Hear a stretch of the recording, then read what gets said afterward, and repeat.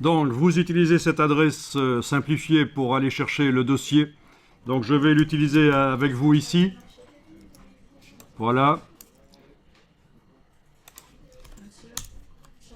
Voilà, vous arrivez normalement ici, vous sélectionnez le dossier et vous allez ici demander de télécharger. Voilà. Donc, je vous avais demandé de créer un dossier, mais en fait, si vous téléchargez tout le dossier ici et pas son contenu, d'office, vous aurez le dossier qui va se télécharger, ça devrait être bon. Donc, vous avez lancé Illustrator, vous avez un panneau d'accueil certainement. Votre Illustrator est plutôt sombre, le mien est clair. J'ai changé l'interface parce que pour la projection, je trouve que le clair, c'était mieux. Vous devrez aller certainement, mais d'abord, on va créer un nouveau document, juste pour voir. Vous cliquez sur Créer nouveau. Voilà. Vous avez impression ici. Voilà. Vous pouvez choisir A4, peu importe. Vous cliquez sur Créer. C'est juste quelque chose qu'on ne va pas garder de façon document, c'est juste pour voir. Alors, vous devriez remarquer quelque chose de différent entre mon Illustrator et le vôtre. Dans le mien, il n'est pas flottant. C'est pas une fenêtre flottante. Et dans le vôtre, il doit certainement être flottant. Allez un peu vérifier dans le menu fenêtre. Est-ce que cadre de l'application chez vous, dans le menu fenêtre de l'Illustrator, est-ce qu'il est avec un petit V en face? Ça veut dire, et je vais l'enclencher ici, voilà. Ça veut dire que votre Illustrator peut être déplacé comme ça par sa barre du dessus, il peut être déplacé, on est d'accord? Et ça ne sert à rien quand on travaille sur un ordinateur avec un seul écran. C'est intéressant quand on a plusieurs écrans pour faire passer la totalité de l'application sur un deuxième écran, mais là, ça ne sert à rien. Donc, je vais vous demander une première chose, d'aller dans le menu fenêtre, décocher cadre de l'application. Ensuite, la palette des outils, vous allez la faire passer en 2 colonnes avec la petite double flèche ici. Ensuite, la palette des outils, vous allez demander qu'elle affiche tous les outils en allant ici sur les 3 petits points, dans le bas de la palette des outils. Et dans la palette qui s'ouvre, vous allez dans le menu ici en haut à droite et vous demandez Avancer. Voilà, et là vous avez une palette des outils qui vous montre. Elle a disparu, super. Pourquoi? Mystère. Mystère. Oui, parce que tout en haut, barre d'outils, avancer, bon, voilà, ok. Oui, d'un logiciel à l'autre, pour faire réapparaître la palette des outils, c'est pas toujours la même chose, donc voilà. Je sais pas pourquoi elle a disparu, j'ai dû faire un truc, mais là, de toute façon, vous l'avez. Vous avez une palette des outils comme ça, avec 2 colonnes bien grandes comme ça. C'est ce qu'il faut, c'est parfait. Alors, si vous fermez le document ici, vous le fermez par sa petite boule rouge, là, en haut à gauche, vous avez le panneau d'accueil qui revient. Ça peut être parfois ennuyeux d'avoir ce panneau d'accueil qui revient chaque fois, donc on va essayer d'aller faire en sorte que ça ne fonctionne plus comme ça. Dans les préférences de Illustrator, les préférences générales, il y a ici quelque chose que vous pouvez décocher, afficher l'écran d'accueil si aucun document n'est ouvert. Donc je suis allé, oui j'ai oublié de vous le dire, on est sur un Mac, donc pour aller dans les préférences sur un Mac, c'est le menu qui porte le nom du logiciel là. Et si on était sur un PC, ce serait dans le menu Édition Préférences. Donc, Illustrator Préférences Générales. Et c'est pas plus mal de décocher ça. Comme ça, ça va vous éviter que ça revienne à chaque fois que vous fermez un document et qu'il n'y en a plus qui sont ouverts. Il y a ce truc qui revient, c'est ennuyeux. Voilà, ok. Voilà. Alors, on va aller ouvrir. Vous faites fichier ouvrir et vous allez chercher le dossier que vous avez téléchargé. Le dossier qu'on a téléchargé du Google Drive qui s'appelle Teddy Bear. Ou quelque chose comme ça. Ça s'appelait comment? Non, le dossier sur le Google Drive s'appelle Teddy Bear. Donc en principe, vous avez un dossier Teddy Bear dans lequel vous avez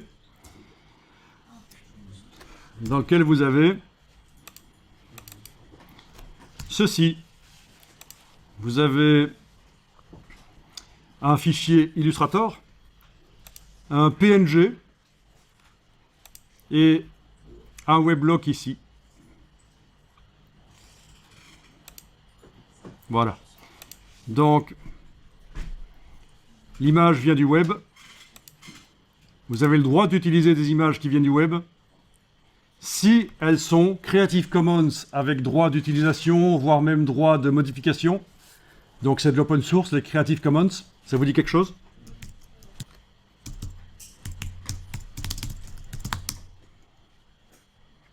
Voilà, si elles sont Creative Commons. Si vous ne connaissez pas, intéressez-vous à ça. Ou alors si elles sont du domaine public.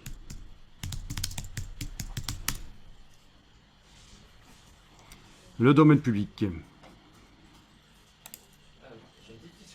Alors, pour répondre à ta question, je reviens en arrière. Oui, les Creative Commons, il y a des variantes de licence, bien sûr. Et voilà, ce dont tu me parles, c'est attribution. On peut utiliser l'image, mais il faut créditer, il faut citer l'auteur. C'est le bail. Voilà. Vous aurez un cours de droit d'auteur où ceci vous sera expliqué plus en détail, bien sûr, par un vrai pro. Vous pouvez utiliser l'image, mais seulement pour une licence, une utilisation non commerciale. Ça, c'est un autre type de licence Creative Commons, NC. Vous pouvez l'utiliser, mais pas la modifier. Voilà, ND. Vous devez la télécharger telle qu'elle, etc. Bon, voilà. Il y a plein de variantes, enfin plein, pas tellement, mais bon. Et alors, ce que je vous montre ici, c'est que pour trouver l'image, je suis passé par le moteur de recherche Bing, parce que dans Google, il est devenu plus difficile de télécharger des images en haute définition. Parce qu'ils ont eu un procès par une banque d'images, donc un site spécialisé dans la vente d'images, pour la publicité, pour les créateurs. Un site qui s'appelle Getty Images, qui a fait un procès à Google, parce que Google, quand on fait une recherche d'images dans Google, il y avait un bouton qui s'appelait « Afficher l'image ». Et ce bouton permettait d'afficher l'image en haute définition.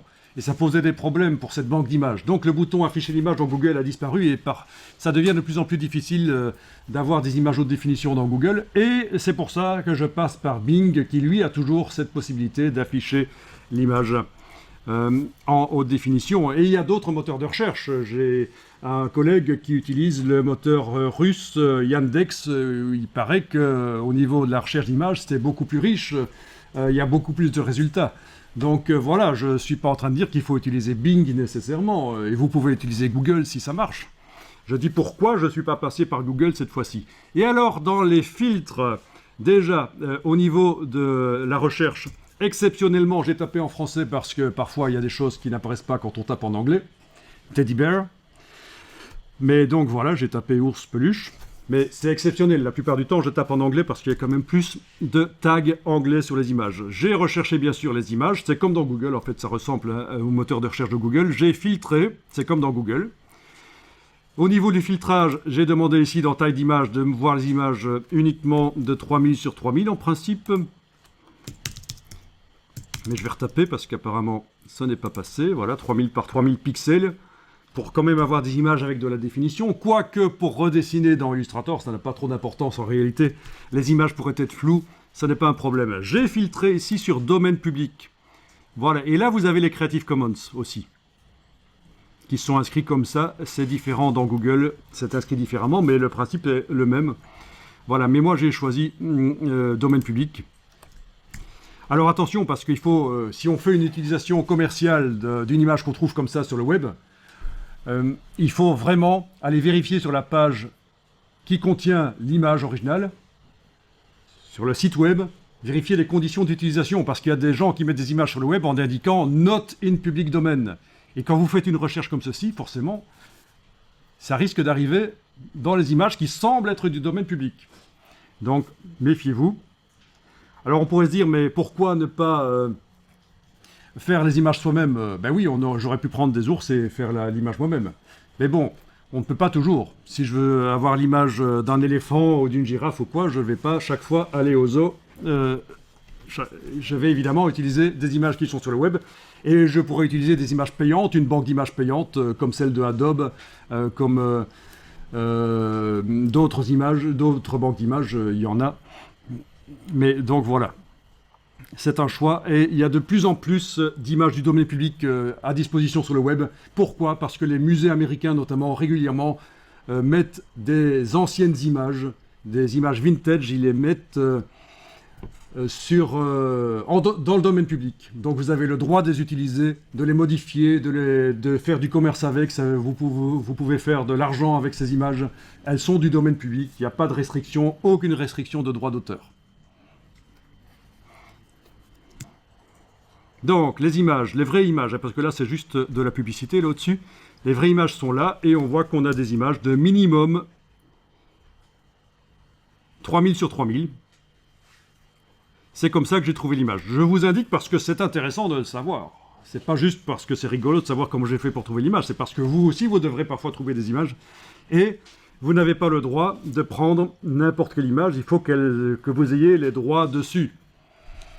Parfois, dans les écoles, on dit qu'on peut utiliser n'importe quelle image, c'est pas grave les droits d'auteur, mais attention, il faut prendre les bonnes habitudes après pour les vrais travaux.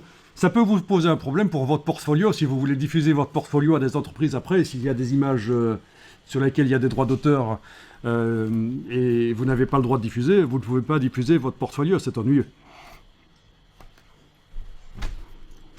Alors, ceci, c'est ce qu'on appelle la résolution. Voilà déjà une erreur, donc une demi-erreur. En fait, c'est ce qu'on appelle la définition. Parce que la résolution, c'est quelque chose qui n'intervient normalement que quand on imprime. Ça indique combien de pixels de l'image sont utilisés pour imprimer l'image sur une distance d'1 pouce. Mais dans le monde de la vidéo, d'une manière générale, on parle de résolution à la place de définition. Donc c'est pour ça que c'est une demi-erreur de dire que c'est la résolution. C'est plutôt, dans le monde de l'infographie, la définition de l'image, sa précision. Combien de mégapixels cette image? Vous connaissez les mégapixels? Les mégapixels, quand vous achetez un appareil photo, quand vous achetez un smartphone, on vous dit la caméra du smartphone est là 16 mégapixels, 24 mégapixels. Vous savez ce que c'est? Ben, ça vous indique le nombre de millions de pixels que l'appareil photo génère, que la caméra génère. Donc cette image ici, 4082 sur 3100, je vais prendre mon outil de capitaliste ici et faire un petit calcul. Combien de millions de pixels dans cette image? 4082 x 3100. 12 654 200 pixels. Donc c'est une image 12 mégapixels. Voilà. Déjà, vous avez un peu, par rapport aux appareils photo, vous voyez un peu. Bien. Alors, bien entendu, il n'y a pas que le nombre de pixels qui indique la qualité de capture d'un appareil photo ou d'une caméra de smartphone. Il y a aussi l'électronique derrière, la qualité de l'optique, il y a plein de choses qui entrent en jeu. Donc surtout, ne faites pas une religion du nombre de pixels. Des appareils photo qui capturent 12 mégapixels peuvent donner des meilleures images que certains appareils qui font 40 mégapixels. Parce que les optiques sont meilleures sur le 12 mégapixels, parce que l'électronique est meilleure, le traitement d'image. Donc, le prof de photo vous expliquera ça plus en détail. Voilà, alors, j'ai donc cherché des images, et le principe, c'est que une fois que vous avez cliqué sur une image, ici je vais peut-être juste indiquer Wikipédia pour être certain de tomber sur des images wikipédiennes. Il n'y en a pas, forcément. Je vais faire avec autre chose. Voilà, ok. Je vous montre juste avec une autre image là, parce que sinon ça va être compliqué de trouver. Parce qu'il y a plein d'images où il faut s'inscrire sur les sites. Ce sont des sites qui répertorient des images du domaine public, mais il faut être inscrit avec une adresse mail, donc ça va me poser problème. Et Wikipédia, toute image Wikipédia est d'office du domaine public, il faut le savoir. Tout ce que vous voyez sur Wikipédia, vous avez le droit de l'utiliser, de le transformer, de faire de l'argent avec. Y compris le texte. Alors, quand vous avez donc fait comme j'ai fait ici, cliquer sur un résultat, vous avez ici dans Bing, c'est comme ça que ça marche, le petit signe plus, afficher l'image, elle s'affiche en haute définition, on peut zoomer dessus ou pas, ça n'a pas d'importance, on fait un clic droit, enregistrer l'image sous, on la met sur le disque dur, elle est sur le disque dur, voilà comment ça marche, c'est tout simple. Alors, les photos que vous faites vous-même, est-ce que vous avez le droit de les utiliser? Ça dépend de leur contenu. Quel contenu peut poser problème? D'accord, une image de Mickey Mouse à Disneyland, en effet, l'image de Mickey Mouse est sous copyright. Même si c'est toi qui prends la photo, tu n'as pas le droit de l'utiliser, en effet. De manière commerciale, on n'a pas le droit d'utiliser. Hein? Ah oui, si on voit la tête de quelqu'un aussi, le droit à l'image. La personne doit donner son droit pour qu'on exploite son image. Je reviens un peu sur Mickey Mouse. Il faut savoir que Disney a fait des procès à des gens, c'est surprenant. Notamment des gens qui ont dessiné des Mickey dans des toilettes publiques. Ils ont eu un procès. Donc ça va jusque-là. L'atomium, vous voyez cette chose avec des boules à Bruxelles. Des choses avec l'immense, ça fait 100 mètres de haut ce truc. Tout le monde voit ce que c'est l'atomium. Est-ce que j'ai le droit d'utiliser dans mes affiches les photos de l'atomium que je prends, voire même dessiner l'atomium? Je dessine les boules avec les tubes, c'est super, c'est excitant. Est-ce que j'ai le droit d'utiliser? Pourquoi? Il a été renouvelé. Oui, c'est géré par l'ASBL de l'atomium. Elle doit donner son autorisation pour toute utilisation de l'image de l'atomium, y compris des dessins. Donc si vous utilisez ça sur un flyer et qu'il vous tombe dessus, soit vous devez payer, soit vous devez détruire les flyers. Et je ne parle même pas de livres ou autre chose. Hein. La Tour Eiffel. La Tour Eiffel, est-ce qu'on a le droit d'utiliser une photo qu'on fait soi-même de la Tour Eiffel? Ah, question piège. Exactement, vous avez le droit d'utiliser l'image de la Tour Eiffel de jour, mais de nuit, les photos que vous faites de la Tour Eiffel de nuit, vous n'avez pas le droit de les utiliser pour des utilisations commerciales, parce que l'éclairage est sous copyright. Voilà. Et comment est-ce que... Oui, c'est tellement facile de se tromper, donc il faut demander un avis juridique éventuellement. Il y a des avocats spécialisés en droit d'auteur, des cabinets spécialisés en droit d'auteur qui peuvent éventuellement donner un avis. Alors, autre cas de figure, je veux faire un calendrier avec des Lamborghini, je photographie moi-même les Lamborghini, il n'y a pas de problème, je vais à Londres, je photographie moi-même les Lamborghini dans la ville. Ben non, parce que j'utilise le design d'une marque pour faire un produit et ça valorise énormément mon produit. Toute la valorisation de mon produit vient du fait que ce sont des Lamborghini et pas des Fiat Panda. Voilà. Même chose, vous avez un architecte connu à Bruxelles, c'est Horta. Il a fait plein de maisons Art Nouveau. C'est Art Nouveau ou Art Déco? Je pense que c'est Art Nouveau plutôt. Oui. Et vous n'avez pas le droit de photographier ces maisons et de les utiliser de manière commerciale pour faire un calendrier, une publication, quoi. Voilà, il y a des choses qui sont protégées. Il y a eu une histoire à propos des panoramas. Récemment, il y a quelques années, les gens qui faisaient dans les villes des panoramas interactifs, vous voyez, on met un appareil photo 360 degrés dans une ville, un bel endroit, et puis on a tout l'environnement qui est photographié, et bien ils ont dû flouter certaines parties de leurs photos à cause de justement certains bâtiments qui sont protégés au niveau des images, au niveau de l'architecture. Vous retrouverez ça très facilement sur le web. Autre cas de figure, j'utilise une image sous copyright, mais je redessine l'image.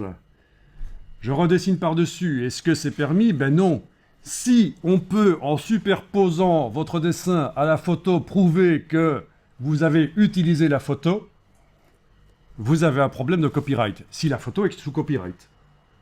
D'accord?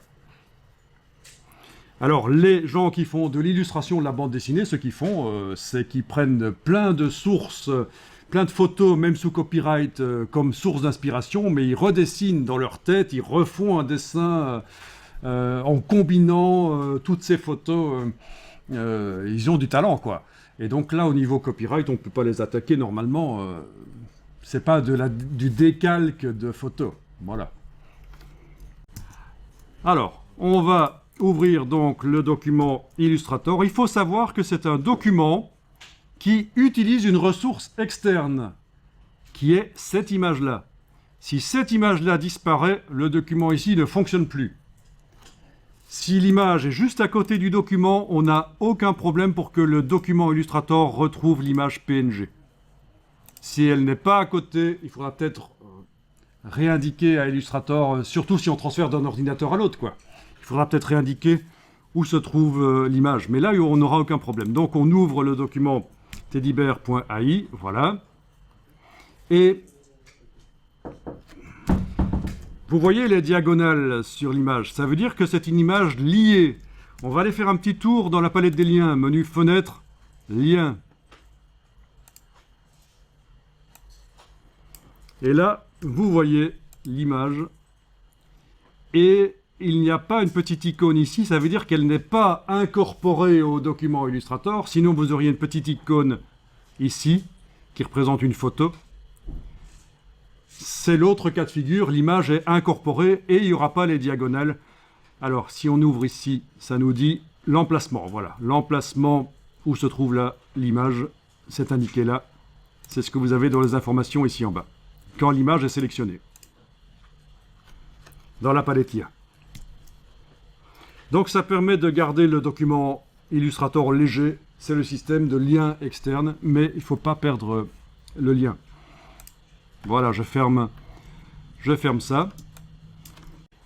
Alors, je vais sélectionner. On va sélectionner le rectangle rose, là, qui était juste là pour démontrer que dans Illustrator, on a intérêt, quand on crée un nouveau document, à passer en mode couleur RVB avant de mettre les couleurs. C'est dans Fichier, mode colorimétrique du document, RVB.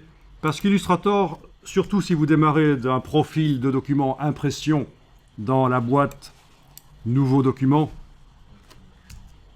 Si vous démarrez d'un document de type impression, d'office, il est pré-réglé en CMJN, mais il vaut mieux le mettre en RVB. Donc vous voyez, on est dans une situation un peu schizophrénique là, parce que vous avez Adobe qui d'un côté nous dit tout document que vous faites, il vaut mieux que ce soit en RVB, même si c'est pour l'impression. Mais en même temps, quand on fait un document pour l'impression dans Illustrator, à l'origine, il est en CMJN. Et donc, au niveau du choix de couleurs, le nombre de couleurs que vous allez pouvoir mettre dans le document, ce sera beaucoup plus limité, ce sera plus difficile de travailler. Certains aiment bien travailler avec des documents CMJN dans Illustrator, parce que justement, ils ne peuvent pas mettre des couleurs saturées, ils ont exactement ce qu'ils veulent à la sortie. Bon, c'est discutable. Ça se défend, mais moi je vous conseillerais plutôt, on est en 2021, les illustrations, les logos que vous faites dans Illustrator, les icônes, tout ça, c'est destiné pas seulement à l'impression, mais aussi pour les smartphones, pour les écrans de toutes sortes, les TV. Donc pourquoi limiter la gamme des couleurs à l'appareil le plus pourri parmi tous ceux sur lesquels vous pouvez sortir vos créations, c'est-à-dire la presse de l'imprimeur? Il n'y a pas de raison.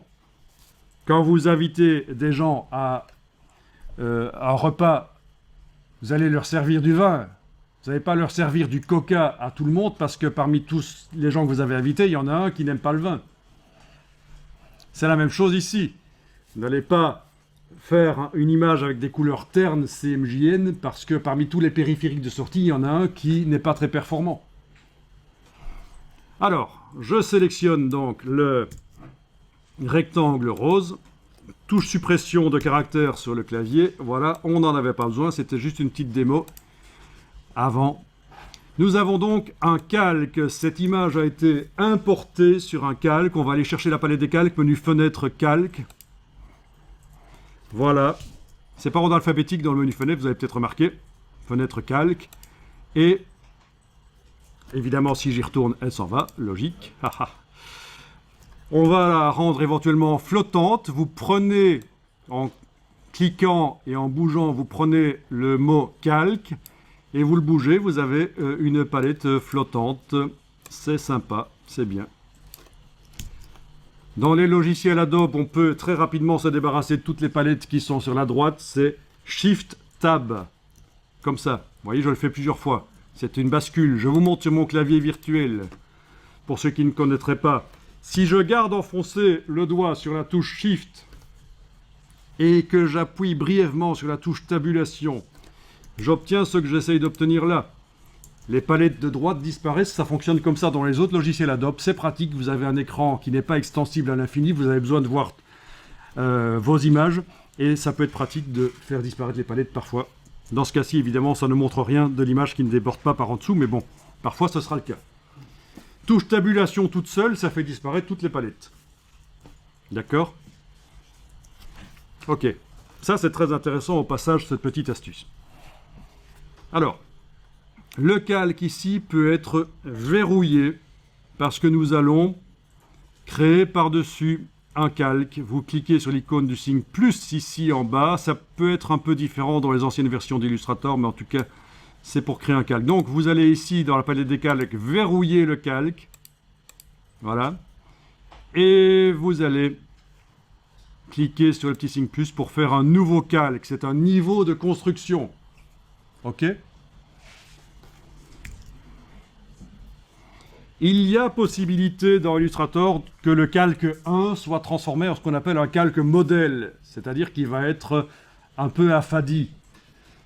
On ne va pas le faire ici tout de suite. Est-ce que vous êtes dans la situation ici où vous êtes en train de travailler sur le calque 2? Il est en surbrillance et le calque 1 est verrouillé. On est d'accord? Donc, si vous prenez par exemple... Si vous prenez par exemple ici le crayon, derrière l'outil Shaper, vous pouvez prendre le crayon. Quand vous emmenez sans enfoncer la souris le crayon au-dessus ici, il n'y a pas de problème, il est utilisable. Ce qui ne sera pas le cas si vous faites par exemple ceci, vous êtes en train de travailler sur le calque 1, il est verrouillé, vous avez un petit signe interdit qui apparaît à côté du crayon, vous voyez ? Donc, il faut indiquer sur quel calque on travaille et il faut qu'il ne soit pas verrouillé.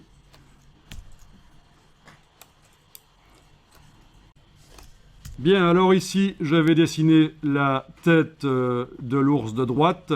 Vous avez la touche Caps Lock qui peut permettre d'avoir, quand elle est enclenchée, le pointeur précis. Donc, je suis avec l'outil crayon que j'ai été chercher derrière l'outil Shaper.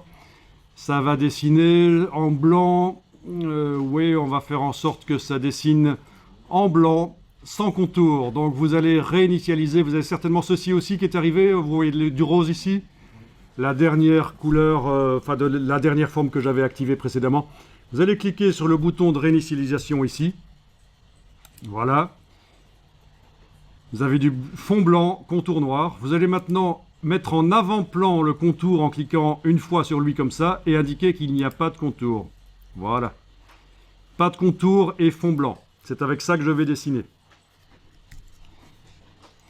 N'hésitez pas à zoomer. Si c'est pas normal si vous êtes penché comme sur l'écran avec les yeux à 15 cm, c'est pas normal. Il y a un zoom. C'est pas pour les chiens. Voilà. Et alors, vous allez rapidement commencer le dessin. Dans le sens horaire ou anti-horaire, peu importe.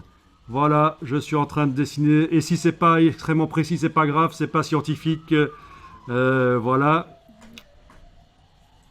Voilà.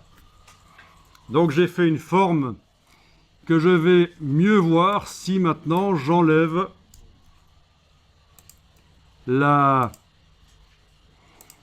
en face du calque d'en dessous, bien sûr. Alors, la forme n'est pas blanche, c'est pas grave, c'est parce que c'est une forme non fermée, certainement. Je vais faire en sorte qu'elle se ferme parce que je ne suis pas revenu. Je ne suis pas revenu exactement sur le même point par là où j'avais démarré, mais je peux demander un commande J, commande J, CTRL J sur le PC, commande J sur le Mac, qui va tracer entre les deux points le tracé de départ et le tracé de fin pour fermer la forme. Ça correspond à objet tracé joindre. Objet tracé joindre, le raccourci vous le voyez ici, CTRL J sur le PC, commande J sur le Mac, CMDJ sur le Mac, donc c'est la touche CMD, la touche commande. Voilà, et vous devriez avoir une forme fermée. On est d'accord ? Alors, on va mettre une couleur à cette forme. Voilà, on va lui mettre une couleur. Alors, la manière Photoshop pour lui mettre une couleur, ce serait d'utiliser la palette des outils. D'abord, il faut que la forme soit sélectionnée. Avec la flèche noire, il faut être certain qu'elle soit sélectionnée. Vous avez un cadre qui l'entoure. Ce cadre peut être ennuyeux, c'est le cadre de sélection. Je vous conseille de l'enlever. En allant dans Affichage, masquer le contour de sélection. Non, pardon, attendez un peu, oui, le contour de sélection. Non, masquer le cadre de sélection dans ce cas-ci. Oui, masquer le cadre de sélection. Voilà, on aurait vite fait de faire une erreur. Haha. Masquer le cadre de sélection. Voilà, comme ça, vous n'avez plus ce cadre qui entoure l'objet quand il est sélectionné. C'est pratique parce que ça permet de redimensionner, de tourner facilement, mais vous avez un outil ici qui est l'outil de transformation et quand vous l'activez, le cadre revient et encore, il est encore plus performant. On voit encore mieux les poignées et tout, mais c'est uniquement quand on veut, quoi. Voilà. Alors, vous allez mettre la case de fond à l'avant-plan pour indiquer que vous voulez modifier la couleur de fond de cette forme qui est actuellement sélectionnée. Et au lieu de double-cliquer sur l'icône dans la palette des outils, on n'est pas dans Photoshop, dans Illustrator, il vaut mieux utiliser le nuancier. Parce que ça a beaucoup d'intérêt. C'est ce qui va permettre de modifier les couleurs d'une illustration très facilement par la suite. Plein d'objets, on va pouvoir modifier leurs couleurs facilement si la couleur a été créée par le nuancier. Donc, il faut de toute façon avoir mis la case de fond à l'avant-plan parce qu'on veut modifier le fond. On va mettre un fond blanc. Et on va aller chercher le nuancier. Donc, menu fenêtre, nuancier. Vous avez le nuancier, vous le voyez? Oui, il est possible qu'il soit tout petit et attaché. Voilà, il est possible que ce soit comme ça en fait. Vous avez une série d'icônes et vous avez celle-ci qui est visible. Il va falloir cliquer dessus, détacher le nuancier. Voilà. Voilà. Vous allez pouvoir agrandir les icônes dans le nuancier en allant dans le menu du nuancier, donc c'est à cet endroit-ci, et en demandant affichage par grande vignette.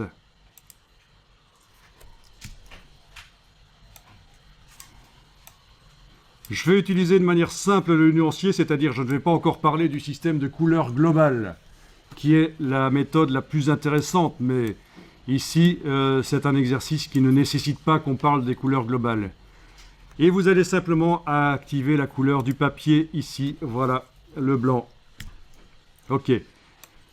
On est d'accord, ça marche?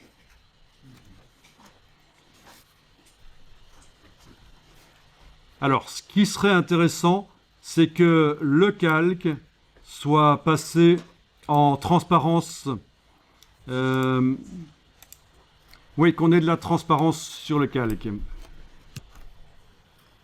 Alors, on n'est pas dans Photoshop et ce sera plus simple de mettre la transparence sur la forme plutôt que sur le calque.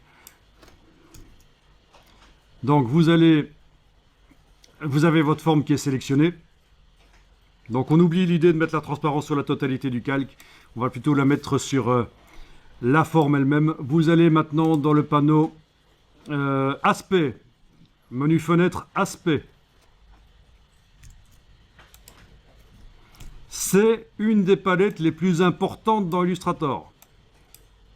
Et malheureusement, elle n'est pas beaucoup enseignée parce que les gens qui ont commencé dans Illustrator n'avaient pas encore cette palette et c'est vraiment génial. Je pense qu'en entreprise, c'est une des premières choses qu'on va vous demander de faire, voir un peu si vous utilisez la palette aspect ou pas pour faire certains travaux. La forme est sélectionnée. Vous avez les réglages pour le contour, les réglages pour le fond. À l'intérieur, vous avez l'opacité du contour, l'opacité du fond. Ce qui m'intéresse, c'est pas ça. Ce qui m'intéresse, c'est ici l'opacité générale de la forme. On clique sur le mot opacité. On va pouvoir réduire l'opacité. Et comme ça, vous allez pouvoir dessiner en voyant toujours le modèle derrière. Il suffit de cliquer à nouveau sur le petit lien opacité ici et aller modifier si vous voulez. Voilà, il y a des raccourcis pour modifier l'opacité. Voilà. Quand on redessine comme ça d'après photo, on peut avoir plein de formes et parfois pour faciliter les choses, on leur met dans un premier temps plein de couleurs différentes. Dans un premier temps. Alors, il y a beaucoup de choses à dire pour le dessin de cet ours au niveau... et je peux vous garantir que ceux qui connaissent déjà Illustrator vont apprendre des choses parce que Et il va y avoir des choses qui vont se passer au niveau du dessin. On va mettre des contours, on va faire en sorte que les contours, il y ait un double contour, un blanc épais, un noir moins épais. Le blanc épais sera en dessous. On va les transformer à un certain moment pour leur mettre des brushes artistiques par-dessus. Vous allez voir tout un processus de redessin de l'ours ici.